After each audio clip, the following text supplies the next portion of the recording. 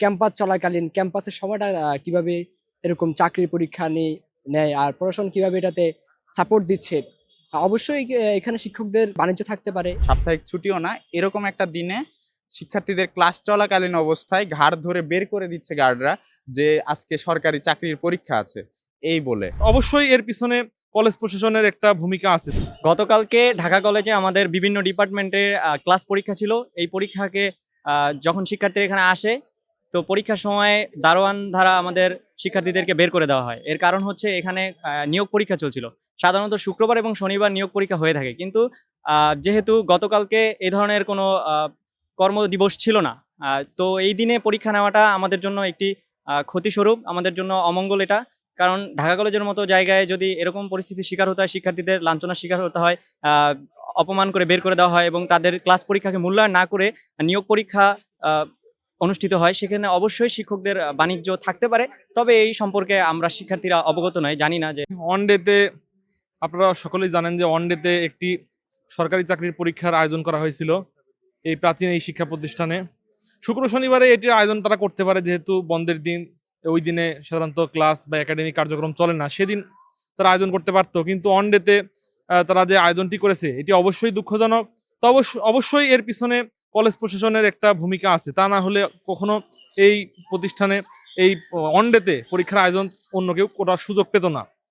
তো আমরা যারা অনার্সের শিক্ষার্থী তারা 11:45 পর্যন্ত ক্যাম্পাসে এমনি ক্লাস করার সুযোগ পাই না। তারপরেও এই একটি পরীক্ষার আয়োজন করে, তা ওয়ানডেতে একটি পরীক্ষার আয়োজন করে একটি ডিপার্টমেন্টের যে একটি ইনকোর্স পরীক্ষার হওয়ার কথা ছিল সেটি বন্ধ করে দেওয়া হয়েছে। তো সেটি অবশ্যই দুঃখজনক।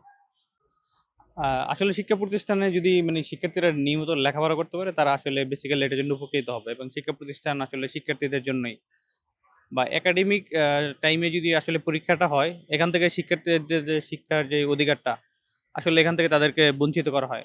আসলে সরকারি যে চাকরির পরীক্ষাগুলো, এগুলো আসলে প্রয়োজন।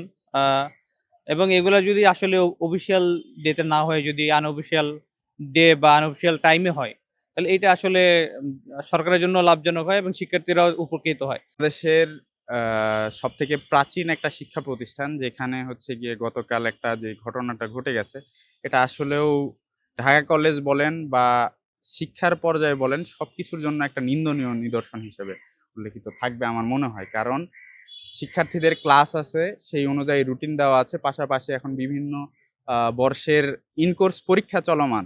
এর মাঝে এক সমবারের দিন একটা, যেটা সরকারি কোনো ছুটিও না, সাপ্তাহিক ছুটিও না, এরকম একটা দিনে শিক্ষার্থীদের ক্লাস চলাকালীন অবস্থায় ঘাড় ধরে বের করে দিচ্ছে গার্ডরা যে আজকে সরকারি চাকরির পরীক্ষা আছে এই বলে।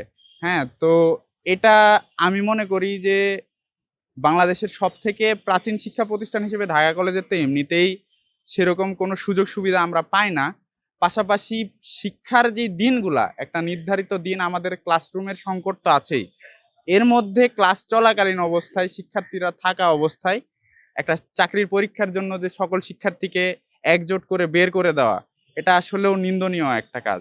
এখন এর মাঝে কর্তৃপক্ষের কোনো লাভ বা ফায়দা আছে কিনা জানি না, বাট আমাদের কাছে শিক্ষার্থী বান্ধব হিসেবে এটা খুবই নিন্দনীয় একটা কাজ।